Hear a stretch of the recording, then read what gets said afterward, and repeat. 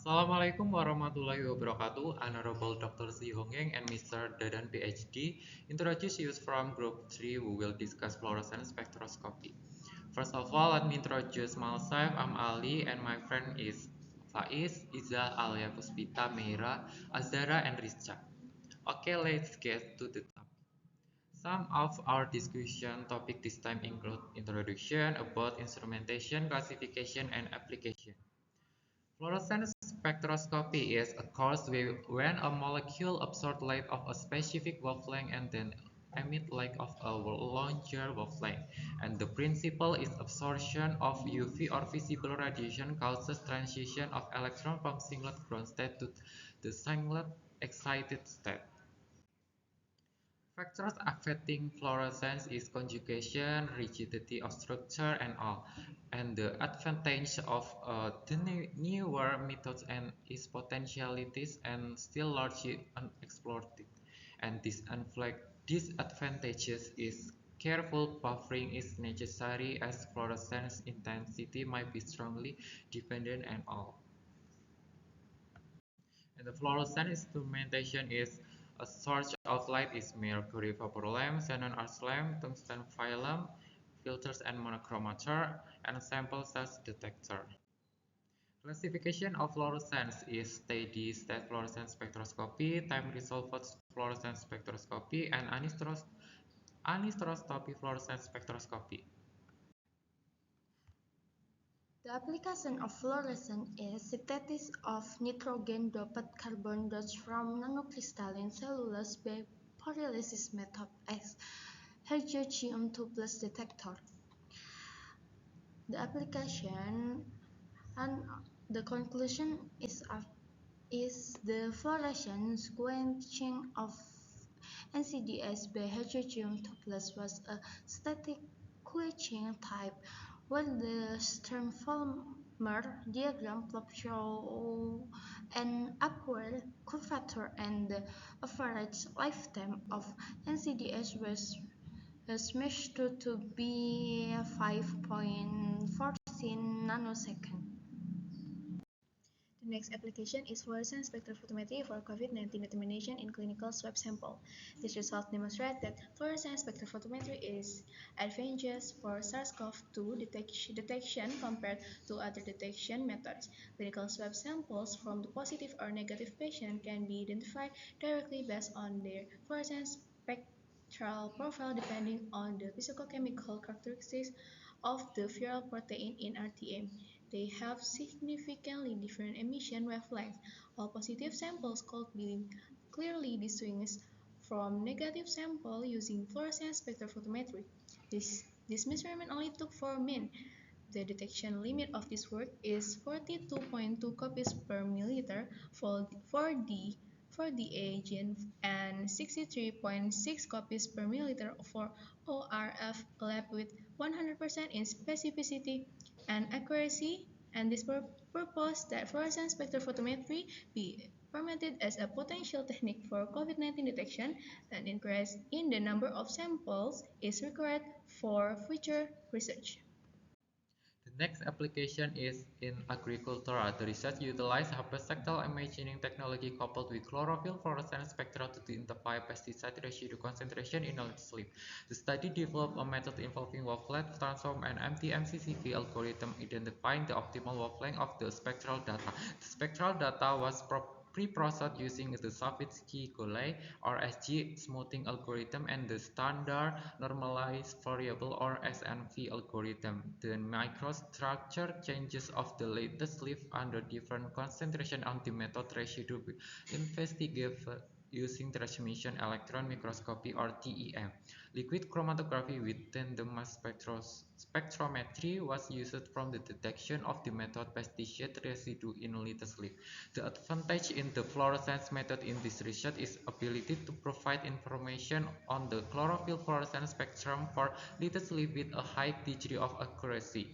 And disadvantage and the drawback is a possibility of interference from environmental factors such as backlight and air humidity which can affect the result of fluorescence measurement. X-ray fluorescence spectrometry for environmental analysis Basic principle, instrumental application, and current trends. In recent years, conceptual advances in green analytical chemistry have moved in parallel attempts to combine new screening tools or low-cost quantitative analysis tools to solve analysis problems. In plausibility, the role of solid-state techniques that allow non-invasive analysis or with minimum sample treatment. The next application is principal component analysis assisted energy dispersive X-ray fluorescence spectroscopy for non-invasive quality assurance characterization of complex metric materials. The utility of PCI assisted analysis of the 109CD isotope excited EDXRV spectrum of complex light element metric material is demonstrated in this case of lubricating oils in the context of a new method, EDXRV spectroscopy. The EDXRV spectroscopy method has been successfully applied to direct and rapid QA lubricant oil characterization. PCS spectrum processing showed that the most important QA information was found to be contained in the dissolution region of low Z elements and in the vicinity of two spectral regions belonging to the additive quality marker metal Z and NV. The QA analysis method and procedures adopted in this work are highly applicable in industrial QA and quality control due to their non-destructive nature, speed, sensitivity to analytics and reproducibility.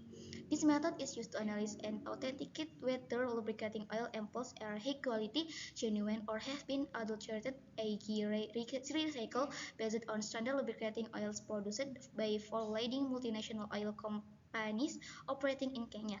EDXRV spectrometry combined with multivariate chemometry can meet the needs of QA characterization, process control, and monitoring of complex metric product in industry. The next application in food science. This study aimed to identification of milk types using two different fluorescence spectroscopy techniques. There is front-phase fluorescence spectroscopy or FFS and synchronous scanning fluorescence spectroscopy or SFS to differentiate 40 milk samples according to their species. The statistical methods, principal component analysis or PCA and factorial discriminant analysis or FDA were used for better understanding the obtained results. Results obtained from FDA showed that 100% of correct classification was obtained for datasets from the two different fluorescence techniques. The obtained results confirm that both the FFS and SFS were capable of differentiating milk species. Application of fluorescence spectroscopy in biology and chemistry involve the use of spectroscopy to analyze the light emitted by plants or certain chemical substance. In biology, the technique can be used to understand the process of photosynthesis and plant responses to the environment. In the field of chemistry, fluorescence spectroscopy can be used to identify chemical compounds and measure the concentration of certain molecules in sample. Examples of use of fluorescence spectroscopy in biology include the study of protein interaction, biomarker detection, and molecular structure analysis. Meanwhile, in the field of chemistry, application involve identifying organic and inorganic compounds as well as monitoring chemical reaction. This technique provides advantage in terms of sensitivity and selectivity of analysis, making it useful in research and development in both fields. The next application, optical fluorescence instrumentation development suitable for cell-based biosensor. Biosensors are increasingly receiving attention from researchers these days, especially because it has advantages in terms of selectivity and sensitivity. Biosensors are found in many application fields, especially for health and food safety. Biosensors consist of bioreceptor and transducer. Wrong one type of bioreceptor and its transducer are medium developing is a cell-based biosensor with optical fluorescence transducer. Among the advantages, optical fluorescence transducer are devices that do not invasive and does not require frequent probes, cause difficult due to the size of the bioreceptor very small. Optical fluorescence instrumentation on its basis consists of a light source for excitation, some optical device for gauging light and photodetector to capture fluorescence once emitted. Thank you for the attention. Wassalamualaikum warahmatullahi wabarakatuh.